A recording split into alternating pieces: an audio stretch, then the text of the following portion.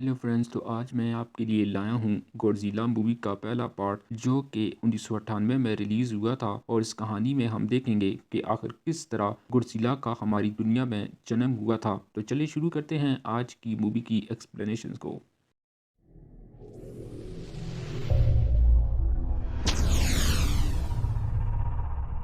Movie की शुरुआत में हमें दिखाया जाता है कि फ्रेंच पोलिनेशिया के जजीरे पर न्यूक्लियर टेस्ट किया जा रहा था और इस जजीरे पर बहुत सी छिपकलियां भी थीं। और जब इस जजीरे पर एक बहुत बड़ा धमाका हुआ तो इसके बाद हम एक बहुत बड़ा अंडा देखते हैं जो कि इस जजीरे पर पड़ा हुआ था। और अब इस वाक़े के 30 साल बाद साउथ पैसिफिक ओशन में जापानी लोग जो मछलियां पकड़ रहे होते हैं, तो इस शिप के कैप्टन को रडार में कोई चीज शिप की तरफ आती हुई दिखाई देती है और अचानक ही वो चीज शिप को एक जोरदार टक्कर मारती है, जिसके बाद शिप में मौजूद सभी क्रू मेंबर समंदर में गिर जाते हैं। दूसरी तरफ हमें दिखाया जाता है यूक्रेन में एक एनआरसी साइंटिस्ट अपनी रिसर्च के लिए केचुए इकट्ठे कर रहा होता है कि तभी वहाँ एक हेलीकॉप्टर आता है जिसमें से यूएस स्टेट डिपार्टमेंट का एक ऑफिसर बाहर निकलता है जो निक को अपने साथ एक नए प्रोजेक्ट की रिसर्च के लिए ले जाता है। दूसरी तरफ फ्रेंच डिपार्टमेंट का एक सीक्रेट एजेंट फिलिप पोलिनेशिया में हुए हादसे में बचे इस कैप्टन से मिलने जाता है जो जापानी शिप में बचने वाला वो आखिरी अकेला शख्स था।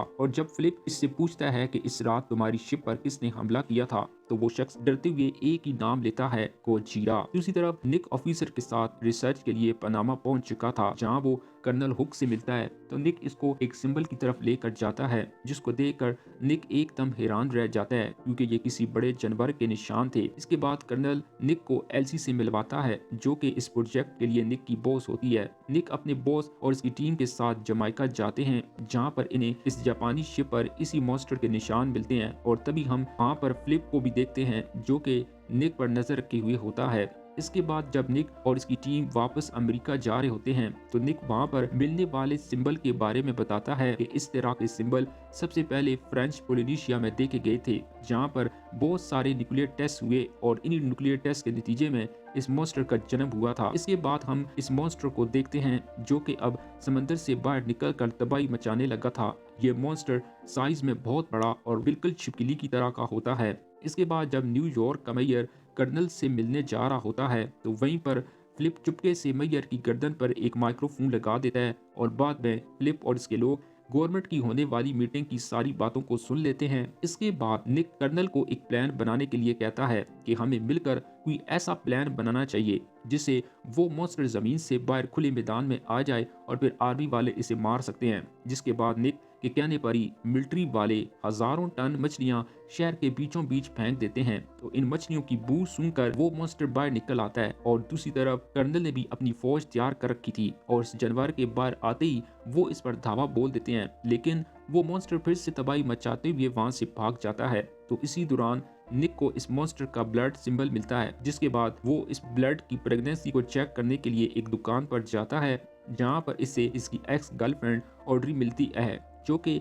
एक मशहूर रिपोर्टर कैमन की असिस्टेंट है। तो निक इसे भी अपने साथ कैंप ले आता है और इस जानवर के खून के सिंबल पर टेस्ट करने लगता है। तो यहाँ पर निक को पता चलता है कि वो जानवर प्रेग्नेंट है और तभी ऑड्री को वहाँ एक कैसेट दिखाई देती है जिसमें इसी बूढ़े आदमी और गवर्नमेंट के बनाई गई सीक्रेट वीडियो थी जिसमें इस जापानी आदमी ने इस जानवर का नाम पहली बार लिया था यानी गॉडजिला। तो ऑड्री इस कैसेट को चुरा लेती है। दरअसल ऑड्री यहाँ पर निक से मिलने नहीं बल्कि अपने फायदे के लिए यहाँ आई थी ताकि वो इस कैसेट को बेचकर असिस्टेंट से रिपोर्टर बन सके। दूसरी तरफ कर्नल फिर से एक मीटिंग रखता है कि इस बार इस जानवर का ध्यान ऐसी तरफ खींचा जाए जहां आबादी ना हो और फिर इसे वहां लाकर मार दिया जाए। तो ये सुनकर निक मीटिंग में सबको बताता है कि ये जानवर अब बगैर किसी साथी के प्रेग्नेंट है और अब तक तो इसने कई बच्चों को भी जन्म दे दिया होगा, तो इसलिए हमें सबसे पहले इसके घोंसले को ढूंढना होगा। और दूसरी तरफ फ्लिप भी ये सारी बातें सुन रहा होता है। तो इसके बाद फ्लिप निक का सारा बायोडाटा निकालता है और दूसरी तरफ ऑड्री भी इस कैसेट की मदद से एक रिपोर्ट तैयार करती है,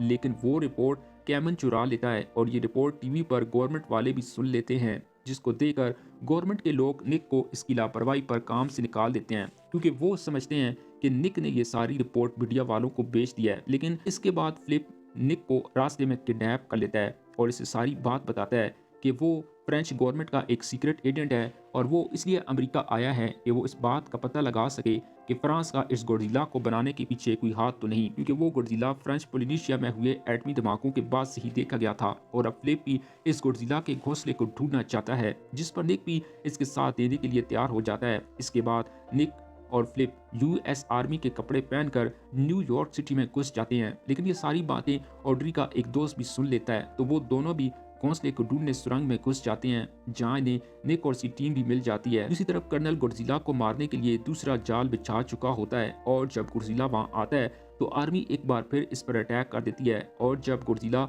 इनसे बचते हुए पानी में जाता है तो समंदर में सबमरीन इसे मिसाइल से मार देती है। दूसरी तरफ निक और फ्लिप को गोडजिला का घोंसला भी मिल जाता है, जहां हजारों की तादाद में गोडजिला के अंडे होते हैं, और इन अंडों से अब हजारों की तादाद में बच्चे बाहर निकलने लगते हैं, जिस पर ऑड्री और निक लाइव वीडियो चलाकर आर्मी वालों को दिखाते हैं और फौरन इस जगह को तबाह करने का कहते हैं, जिसके बाद यूएसए फोर्स इस जगह को तबाह कर देती है और स्टेडियम में मौजूद सभी बच्चे मारे जाते हैं। लेकिन तभी अचानक जमीन के नीचे से गॉडजिला नमूदार होती है और अपने बच्चों को मरा हुआ देखकर गुस्से में आ जाती है, और वो निक और बाकी लोगों के पीछे पड़ जाती है। तो फ्लिप इसे ब्रिज की तरफ ले जाता है, जहां पर गॉडजिला ब्रिज की तारों में फंस जाती है, और फिर एयर फोर्स इसे भी मिसाइलों से मार देती है। और गॉडजिला को मरा हुआ देखकर सभी खुशियां मनाते हैं, क्योंकि अब शहर पूरी तरह से महफूज हो चुका था। और आखिर फ्लिप भी वापस अपने मुल्क चला जाता है, और निक और ऑड्री भी अपनी नई जिंदगी की शुरुआत करते हैं। और इसी के साथ 1998 की ये गॉडजिला मूवी भी यहीं पर ख़त्म हो जाती है।